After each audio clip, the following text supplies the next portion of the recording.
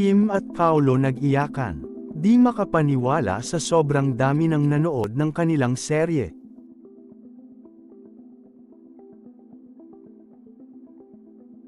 Naluha sina Kim Chiu at Paolo Avellino dahil sa overwhelming na suporta at viewership ng kanilang seryeng What's Wrong with Secretary Kim mula noong unang episode nito.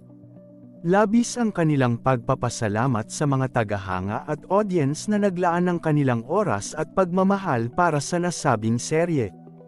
Kim Chiu ay nagpahayag ng kanyang taos-pusong pasasalamat sa mga viewers na walang sawang sumusuporta at tumututok sa kanilang mga gawain. Gayun din, ipinahiwatig ni Paolo Avellino ang kanyang pagkilala at pasasalamat sa warm reception na natanggap mula sa mga manunood patungkol sa kanilang on-screen partnership ni Kim Chiu.